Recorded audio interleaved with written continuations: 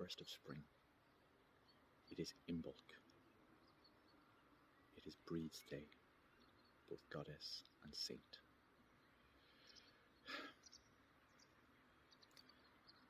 For the first time this year, Ireland has declared a national holiday in honour of Imbolc, in honour of St. Bridget. And perhaps, as is the case with St. Patrick's Day, we'll just drop the saint part and say, Patrick's Day. And maybe we'll just call this Breed's Day. Maybe we'll just call it Imbolc. I don't know. I do know that in the past few years, there has been an increasing and amazing awareness and a coming into the popular consciousness of our old ways and of the possibility of dual observance, that we need not be one thing only. Our wonderful president, Michael D. Higgins, he has been known to, in his official capacity as president, light the fires on the hill of Ishnach at Bealtaine.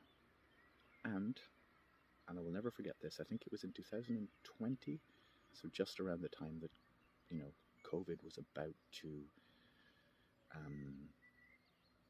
attain pandemic status, on the 1st of February, he made a national address in honour of Imbolc, of St. Bridget's Day, and of the goddess Breed's Day. And without any fuss, or without even acting like it was anything strange, he acknowledged that this day was sacred because of the saint and because of the goddess.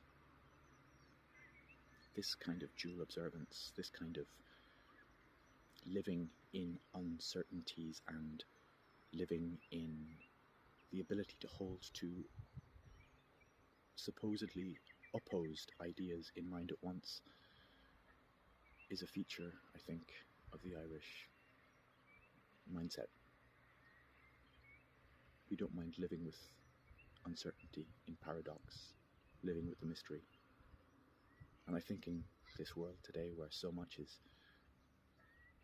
reduced to simple binary oppositions, it is worth trying to think both things can be true.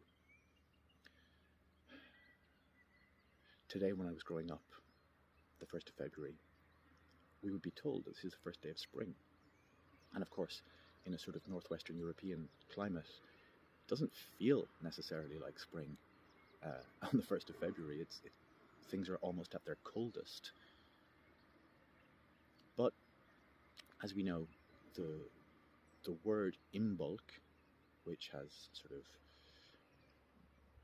debatable etymology, one of the ways of understanding it is that Imbolc means Imbolc, in the belly, and that it was so named because this was the time when the ewes, the female sheep, would be pregnant and would start lactating, and so they could make sheep's cheese again, and it was one of the first signs of spring and the first signs of the return of abundance and growth after the hard winter. And I remember a few years ago taking the kids out in the evening on Imbolc and saying to them, Imbolc means in the belly, and it's because the spring is not yet visible, but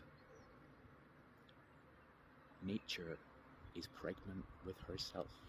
It's the seeds are germinating, the buds are preparing to break out upon the bare branches.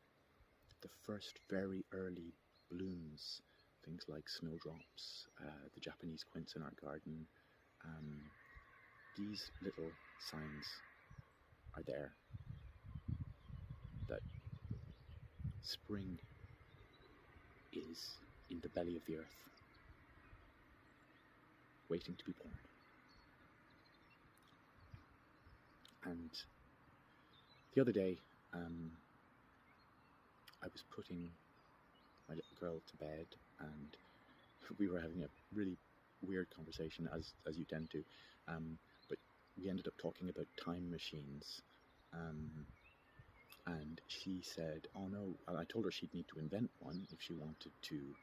I think she got the date wrong, and she said that she was born in 2717 instead of 2017. And I said, well, if you want to be born 700 years from now, you're going to have to invent a time machine. And she said, oh no, but that'll take 103 years. And I said, yeah, but if you invent a time machine, even if it takes you 103 years to invent it, then you can use it to travel back to now and tell yourself how to do it, and then you'll have it straight away. And she was kind of skeptical. But then she looked at me and she said, what are you, some kind of scientist? To know all this about time machines? And I said, no. I'm not a scientist. I'm a magician and a poet. And she says, what does that mean you actually do? I mean, you don't go to work, ever. So the kids are a little bit confused about what I do in life. Because at the moment, I am starting my own business, and I left my previous job, and have some unemployment benefits, so I'm making the most of that to set up my own thing, and also to spend time with the kids, and working on our new house and stuff like that as much as I can. It's a great privilege to have some time, and I want to use it for those things that are so important. One time when I asked them, what do you think I do? My son said, read magazines. He thinks that's my job. And I said, well, you're not far wrong. And sometimes he says, yeah, all you ever do is drink coffee and smoke and look at your phone. And say, oh, fair enough. But when I asked my daughter, what is it that I do? What do I do for a living? What do I do in life? She kind of thought for a minute and said, protect your family? And I thought, yeah, that sounds like a good thing to do with your life. And I'm kind of glad that at the moment my kids don't really define me in any way by my profession. They know that I'm a writer, and they know that I'm a teacher, and they know that I have to go to Paris for work sometimes, and they know that I disappear into my study to do work. But they don't really see me as having a particular profession. It's quite nice. Read magazines and protect your family. But it makes me think about what we do. Our beliefs, our myths, our spiritual practices are often about what we believe and who we are, where we come from, and all that. And sometimes I think to the detriment of thinking about what we do. What do you actually do? What are you going to do about it?